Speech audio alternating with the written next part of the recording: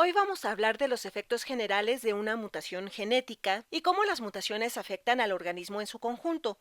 Pero primero quiero revisar el dogma central de la biología molecular y cómo la información genética de una célula se almacena en forma de ADN, que luego se transcribe para formar ARN, que posteriormente se traduce para formar una proteína.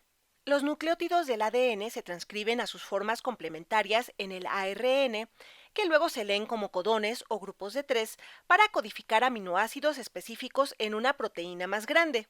Si alteramos uno de los nucleótidos en el ADN, como cambiar esta base de timina en una base adenina, eso afectará la secuencia ARN y en última instancia la proteína que sigue. Decimos que las mutaciones son generalmente cambios en el ADN de una célula que conducen a la producción anormal de proteínas. Entonces, ¿las mutaciones son buenas o malas? ¿Y qué tipo de efecto tienen sobre el organismo afectado?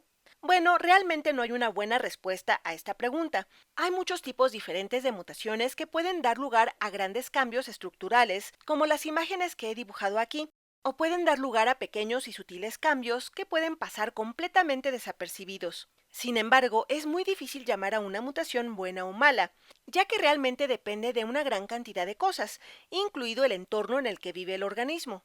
Veamos un ejemplo de una buena mutación.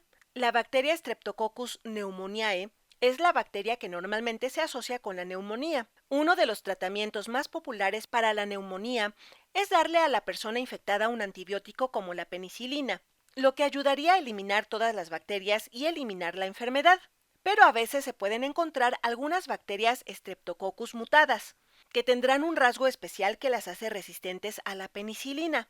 Y ahora la penicilina no las matará tan fácilmente como matará a las bacterias sin la mutación. Llamamos a esto una buena mutación porque las bacterias viven en un hospedero humano, donde probablemente se encuentren con esta penicilina mortal para ellas.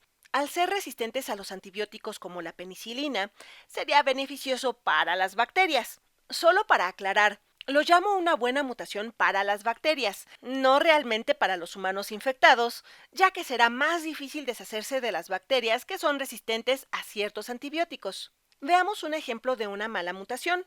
La enfermedad fibrosis quística generalmente es causada por una mutación en el gen CFTR. No voy a entrar en detalles sobre cómo esta mutación realmente afecta al individuo, pero les diré que lo que hace es espesar la mucosidad que se encuentra en los pulmones de una persona, lo que dificulta mucho la respiración de las personas afectadas con la enfermedad. En general, podemos decir que una mutación que causa fibrosis quística sería una mutación mala, entre comillas. Pero las mutaciones no son estrictamente buenas o estrictamente malas. De hecho, hay algunas mutaciones que pueden causar algunos efectos favorables y algunos desventajosos. La enfermedad de células falciformes es el resultado de una mutación en una proteína llamada hemoglobina que se encuentra en los glóbulos rojos. Esta mutación convierte la hemoglobina Hb en una forma mucho menos funcional que llamaremos HbS. Es mucho menos eficiente para mover el oxígeno por el cuerpo humano. Otro efecto de la enfermedad de células falciformes es que hace que la persona enferma sea menos susceptible a la malaria. La malaria es un parásito que crece y se multiplica en los glóbulos rojos y puede tener muchos efectos desagradables en el organismo hospedero.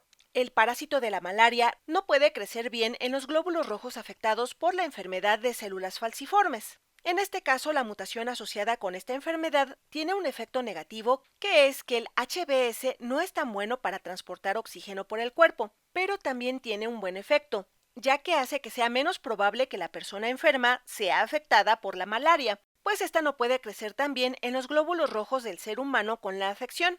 ¿Qué aprendimos? Primero aprendimos que los efectos de una mutación generalmente, pero no siempre, aparecerán en el nivel de la proteína. Hay algunas excepciones a esta regla. En segundo lugar, aprendimos que las mutaciones genéticas pueden tener efectos ventajosos, perjudiciales o neutrales según el tipo de mutación, el entorno en el que vive el organismo afectado, así como una multitud de otros factores.